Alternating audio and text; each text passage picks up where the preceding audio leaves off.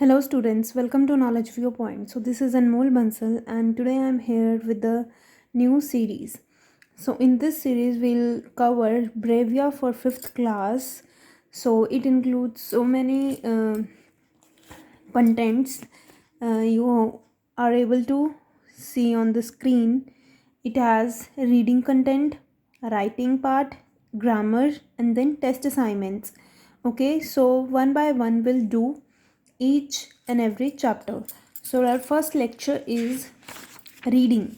So basically what reading is a it includes comprehensions or unseen passages, unseen poems which are to be important for our which is important for every class. So basically it includes a reading of a text simply means a complete and thorough understanding of it. First of all, you have to read the given passage or a poem carefully and you have to understand the meaning of the passage or the poem. You have to understand with greater concentration. Now, what are the tips to be followed? Read the passage carefully 2 or 3 times. तो आपने passage या poem को 2-3 बार पढ़ना है. ठीक है. Read the questions and look for their answers in the passage. और आपने क्वेश्चंस पढ़ने हैं और उनके आंसर्स आपने पैसेज में ढूंढने हैं. And write a clear brief and to the point answers. और आपने आंसर्स को पूरा ब्रीफ लिखना है. ब्रीफ मतलब शॉर्ट में लिखना है, क्लियर लिखना है और वो टू द पॉइंट होनी चाहिए. टू द पॉइंट का मीनिंग है कि हमने आंसर्स को, जो हमसे क्वेश्चन पूछा गया है, हमने सिर्फ उसका आंसर देना, हमने उसके अलावा कुछ भी नहीं लिखना. एंड मार्किंग स्कीम कैसे होती है? Full marks for each correct answer. इसमें क्योंकि 1 मार्क्स का एक क्वेश्चन होता है एंड पूरा मार्क्स मिलता है अगर आपका करेक्ट आंसर होगा. और no reduction of marks for minor spellings, grammatical errors. और थोड़े बहुत ग्रामेटिकल एरर्स या स्पेलिंग मिस्टेक्स के मार्क्स नहीं कटते, बस आपका आंसर सही होना चाहिए. So it is really marks grabbing question. So our first is optimism helps. So this passage is already solved here. So ये passage यहाँ पे already solved है. So I show you. You can read yourself. Okay, I will read for you. Optimism helps. In a long and hard war, hundreds of soldiers died, got injured and even handicapped. In hospital, 2 men were kept in the same room. They were serious. One man was made to sit on bed for an hour daily to drain the fluid from his lungs. His bed was by the wind, whereas the other man had to lie flat due to fractured back. तो एक war में बहुत सारे soldiers की death हो जाती है और बहुत सारे इंजर्ड हो जाते हैं, बहुत सारे हैंडीकैप हो जाते हैं. तो हॉस्पिटल्स में एक रूम में 2-2 लोगों को रखा हुआ होता है. वो बहुत सीरियस होते हैं. एक मैन अगर बैठा हुआ है अपने लंग्स में से फ्लूइड को ड्रेन करने के लिए, तो दूसरा लेटा हुआ है उसकी फ्रैक्चर की वजह से. तो slowly they talked about their homes and families of war and army. Every afternoon, man near the window was made to sit, so he started describing all that he could see out to his roommate. तो जो बैठा होता था window के पास, मतलब जो दोनों बंदे थे रूम में, वो आपस में अपने फैमिलीज़ के बारे में डिस्कशन करना शुरू कर देते हैं, वॉर के बारे में या आर्मी के बारे में. तो हर दोपहर को जब वो जो बैठने वाला मैन है जिसके लंग्स में प्रॉब्लम है, वो विंडो के पास बैठता है, तो वो वहाँ से विंडो से जो भी उसे दिखाई देता है, नेचर दिखाई देती है, वो अपने रूममेट को बताता है जिसको फ्रैक्चर हुआ होता है बैक में. He would describe vividly about a park with lake in the centre. वो विविडली मतलब अच्छे से डिस्क्राइब करता है, डिटेल में डिस्क्राइब करता है कि वहाँ पे एक पार्क है, लेक के सेंटर में ducks and swam in the water while people walked along the paths lined with beautiful flowers. तो वहाँ पे वो बताता है कि उस लेक में, उस पॉन्ड में डक्स हैं, स्वैम्स हैं, ये बर्ड्स हैं, वो स्वैम कर रहे हैं, मतलब स्विमिंग कर रहे हैं. और जो पाथ बना हुआ है वहाँ पे लोग चल रहे हैं और ब्यूटीफुल फ्लावर्स वहाँ पे हैं.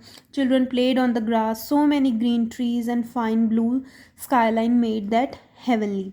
और बच्चे ग्रास में खेल रहे हैं, बहुत सारे ग्रीन ग्रीन ट्रीज़ हैं और फाइन ब्लू स्काईलाइन है, जो मतलब ब्लू स्काई है, जो उसे हेवनली बना रहा है. हेवनली मतलब स्वर्ग की तरह बना रहा है. The man would go on explaining while the other would close his I and imagine. तो जो जो मैन बैठा हुआ था वो एक्सप्लेन करता रहता है और जो दूसरा मैन होता है वो इमेजिन करता रहता है आंखें बंद करके। One day the man even described about a parade passing by with the band master throw the baton upwards to catch it later, the bandsmen playing beautiful and soldiers marching together। तो एक दिन वहाँ से parade पास हो रही होती है तो वो भी वो बताता है अपने रूममेट को कि यहाँ से परेड पास हो रही है और बैंडमैन जो होते हैं वो ब्यूटीफुली वो बजाते हैं जो भी उनके पास इक्विपमेंट्स होते हैं, म्यूज़िकल इंस्ट्रूमेंट्स होते हैं उन्हें, और सोल्जर्स जो हैं वो मार्च कर रहे होते हैं एक साथ। Unexpectedly the second man felt jealous of the man by the window, thinking of pleasure he had of seeing everything he became envious। तो अनएक्सपेक्टेडली, ये एक्सपेक्टेशन नहीं होती क्योंकि वो तो जो विंडो पे बैठा है वो उसे बता ही जा रहा है, लेकिन फिर भी जो दूसरा मैन जो लेटा हुआ है जिसको फ्रैक्चर है बैक में, उसे जेलस होने लग जाती है कि उस मैन का मतलब कितना प्लेजर मिल रहा है, वो विंडो के पास बैठा है और ये सारी चीज़ें देख रहा है। तो ही बिकेम एनवियस। एनवियस का मीनिंग होता है जेलस, ठीक है। तो वो एनवियस मतलब उसमें दुश्मनों वाली फीलिंग आने लग जाती है, हाँ, हेट्रेड वाली फीलिंग आने लग जाती है। One night the man by the window began to cough badly. और एक रात को जो विंडो वाला मैन होता है वो बहुत ज़ोर से खांसी करने लगता है रात को। The nurses and doctors rushed in but he died. तो डॉक्टर्स और नर्सेज आते हैं और वो उसकी डेथ हो जाती है। The next day other man asked the nurse to shift his bed near the window. The nurse didn't went away. तो क्या होता है कि वो मैन तो मर जाता है, तो फिर जो अगले दिन जो मैन बोलता है कि मेरा बेड ना उस विंडो के पास शिफ्ट कर दो, और वैसा ही कर देते हैं। नर्स क्या करते हैं, nurse did the end went away. वो वैसे ही कर देते हैं, विंडो के पास उसका बेड लगा देते हैं और खुद चले जाते हैं। The man painfully propped himself on his on one elbow to take the first look outside, but he was shocked to see a wall in the front। तो जो मैन होता है वो इतना मतलब पेनफुली, वो दर्द के साथ अपना वहाँ पे जाता है, प्रॉप्ट का मीन सपोर्ट करता है, पेनफुली अपने जो आर्म उसकी एल्बो होती है उससे वो ऐसे कूनी रख के खड़ा होने के देखता है। तो वो देखता है सामने की विंडो के सामने कुछ भी नहीं है, वहाँ पे एक वॉल है, दीवार है। He shouted. The nurse came running and asked whether it was the same window because he could not see the lake, ducks, swan, park trees, grass and beautiful flowers। तो वो शाउट करता है और nurse आ जाती है दौड़ी दौड़ी, और तो उससे पूछता है कि ये वही विंडो है, यहाँ तो कोई लेक नहीं है, कोई डक नहीं है, कोई स्वैम नहीं है, ना ही ट्रीज़ हैं, ना ही ग्रास है, ना ही फ्लावर्स हैं। तो nurse smiled badly and कन्फाइडेड in him that they were the stories only. तो वो नर्स हंसती है और बुरी मतलब हंसती नहीं है, एक बैडली स्माइल करती है, मतलब कि एक जैसे तरस वाली होती है स्माइल, वैसे वो स्माइल करती है। और कन्फाइडेड इन का मतलब वो बताती है, एंड टोल्ड कि वो तो सिर्फ एक कहानियाँ थी। Reason being when he was brought with the fracture back there was no hope but his friend's description filled hope in you to live. तो जब तुम्हारा फ्रैक्चर हुआ तो तुम यहाँ पे कोई भी होप नहीं थी तुम्हारे बचने की, लेकिन जो तुम्हारा फ्रेंड तुम्हें ये डिस्क्रिप्शंस बताता था, रोज़ रोज़ तुम्हें इतनी खूबसूरत चीज़ें बयां करता था कि मुझे खिड़की से ये दिख रहा है, तो उसने तुम्हारे अंदर जीने की इच्छा को पैदा कर दिया, तुम्हारे अंदर एक और होप आ गई जीने की। Being optimistic he could now prop on one elbow to see the world outside. तो being optimistic means positive mind. जब पॉजिटिव माइंड हो जाता है तो he could now prop on one elbow to see the world outside. और वो अपने अब एक एल्बो पे सारा का सारा जो वर्ल्ड है वो बाहर देख सकता है, क्योंकि वो अब अच्छे से ठीक हो गया। सो नाउ अब यहाँ पे आपको एक्सरसाइज ये इन्होंने सॉल्व की हुई है। जैसे एक्सरसाइज इस तरह से आती है कई बार कि फिल इन द ब्लैंक्स आ जाते हैं, या क्वेश्चंस पूछ लेते हैं, वन वर्ड ट्रू फॉल्स पूछ लेते हैं। और कुछ नीचे ऐसे भी आते हैं कि सिनोनिम्स लिखो, एंटोनिम्स लिखो। ठीक है, सिनोनिम्स क्या होते हैं, सेम मीनिंग। सिनोनिम मतलब कि जिन वर्ड्स के सेम मीनिंग होते हैं, एंटोनिम्स जिन वर्ड्स के डिफरेंट मीनिंग्स होते हैं, अपोजिट मीनिंग्स होते हैं। ठीक है, तो जैसे ये एग्जांपल है, in a hospital there were dash and both dash, two man in the room and both were serious. The man by the window would sit for an hour daily to drain the fluid from his lung. और जो man होता था window पे वो वहाँ पे बैठता था विंडो के पास 1 घंटे के लिए डेली, और वो अपना फ्लूइड जो था वहाँ पे ड्रेन करता था लंग्स का। The other man had a fracture in his back. So ये फिल इन द ब्लैंक्स हैं, you can read it from here. क्योंकि ये सॉल्व है ऑलरेडी तो हमें मज़ा नहीं आएगा इसे करने में, हमें अनसॉल्व मज़ा करने में मज़ा आता है. ठीक है, तो लास्ट में आपको सिनोनिम्स दे रखे हैं. सिनोनिम्स जैसे वेरी ब्यूटीफुली. वेरी ब्यूटीफुली मतलब हेवनली, बहुत सारा खूबसूरत, मतलब उसे हम कहते हैं ना कि कुछ हम जैसे कहते हैं स्वर्ग से सुंदर, एक मूवी भी थी, तो वही हम रिलेट कर रहे हैं यहाँ पे. Very beautifully and heavenly, so they are same meanings. Came very fast. Came very fast बहुत तेज़ी से आना, मतलब रश्ड इन. यहाँ पे एक वर्ड आया था रश्ड इन, जैसे doctors and nurses rushed in but he died. जो वो कफ की थी उसने, तो वहाँ पे वो वर्ड था, तो उसका मीनिंग है बहुत तेज़ी तेज़ी से आना. ठीक है, तो यहाँ पे इसकी बहुत छोटी सी एक्सरसाइज थी. आई थिंक आपको ये समझ आया. और ऑप्टिमिज्म हेल्प्स. ऑप्टिमिज्म मतलब पॉजिटिविटी. ठीक है, तो इन पैसेजेस की वजह से आपकी वोकेबलरी भी इंक्रीज़ होती है और आप क्वेश्चंस खुद से अटेम्प्ट करना सीखते हो. तो नेक्स्ट पैराग्राफ जो है वो है स्वामी राम तीर्थ. दैट इज़ स्वामी राम तीर्थ. तो अब हमें ये करना है. ठीक है, और लेट्स डू इट. क्योंकि अभी हमने एक वो तो सॉल्व था, अब हम ये अनसॉल्व करेंगे. Wait for 1 second, I am loose this worksheet. Okay, so first of all what you have to do, you have to read it carefully. Okay, सबसे पहले टाइटल दे रखा है स्वामी राम तीर्थ. Swami Ramtirth was a great Indian Mahatma. Once Swami Ramtirth went to America to spread his message of love and peace. He was wearing a long loose cloak, a turban on his head and chappals in his feet. अब यहाँ पे cloak क्या है? A loose piece of clothing like coat without sleeves.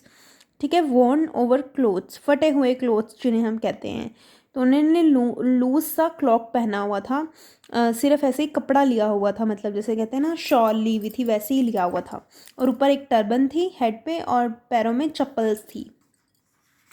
स्वामी रामतीर्थ एक India के बहुत बड़े महात्मा थे और वो एक बार अमेरिका गए किस चीज़ का मैसेज स्प्रेड करने? प्यार का और शांति का, लव एंड पीस. और वो कैसे गए उन्होंने बता दिया कि उन्होंने एक बहुत ही लॉन्ग लूज क्लॉक पहना हुआ था, टर्बन थी और चप्पल्स थी पैरों में. When he got down from the ship, an American asked him curiously, "Where is your luggage, gentleman?" तो जब वो शिप से उतरे अमेरिका में, तो किसी एक अमेरिकन ने क्यूरियसली मतलब बहुत ही क्यूरियस मतलब बहुत ही ज़्यादा किसी को इच्छुक होना जानने का कि वो क्या कहना चाहता है. इच्छा होना कि कहाँ पे तुम्हारा लगेज कहाँ पे है जेंटलमैन. लगेज मीन्स सामान, जो बैग्स होते हैं हमारे साथ जब हम कहीं जाते हैं तो उसे हम लगेज बोलते हैं. तो वो क्वेश्चन पूछता है American, where is your luggage gentleman, कि कहाँ पे है तुम्हारा सामान. तो he answered, all my luggage is in on my body. जो भी मेरा लगेज है वो मेरे बॉडी पे ही है, जो सामान है मेरा वो सिर्फ मेरी बॉडी पे ही है. The American again asked about his purse. तो अमेरिकन ने दोबारा उससे पूछा कि तुम्हारा पर्स कहाँ पे है. Swami ji told him that he did not have any money on him and his entire wealth was his god only.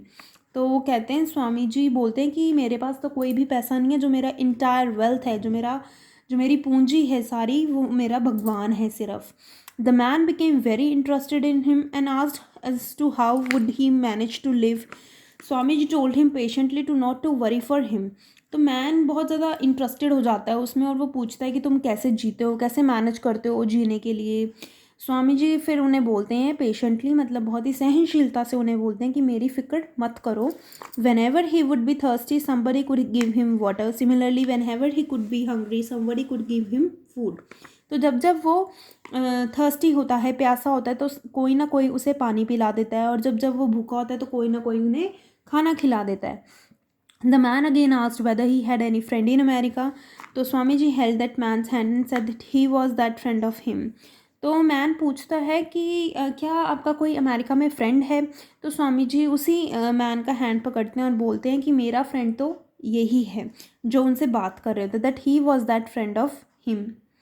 American smiled and took Swami ji to his house. तो अमेरिकन जो होता है वो स्माइल करता है और स्वामी जी को अपने घर ले आता है. He provided all necessities to him.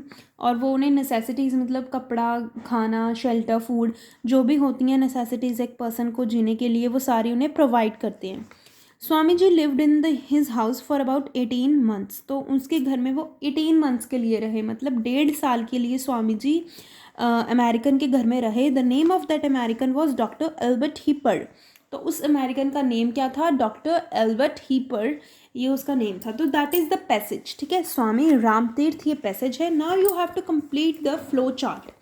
ठीक है, अब आपको फ्लो चार्ट कंप्लीट करना है. तो I have a part I have done for you. Swami Ram Tirtha a great dash Mahatma. Simple है, कौन थे वो? A great Indian Mahatma. ठीक है.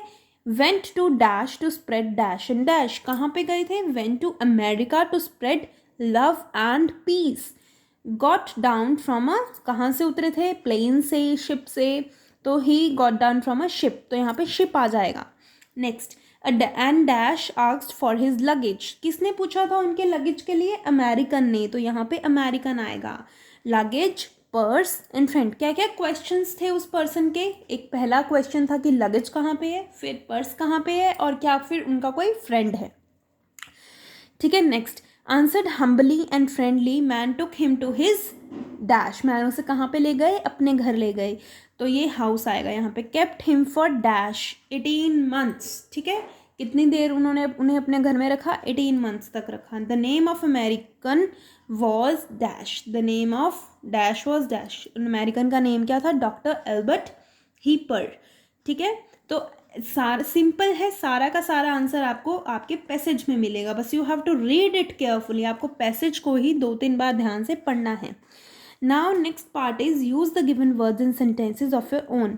तो आपको इन वर्ड्स को सेंटेंसेज, इन वर्ड्स के आपको सेंटेंसेज बनाने हैं खुद से. अब आप खुद से सेंटेंसेज बनाएंगे इनके. ठीक है, और कमेंट्स करेंगे इन वर्ड्स के सेंटेंसेस बना बना के. ठीक है. So that is your homework. Thank you. That is it for today. And next class we'll do our next unseen poem, that is Foreign Lands. Okay. So thank you students for watching the video. Have a nice day and please do like, share and subscribe my channel.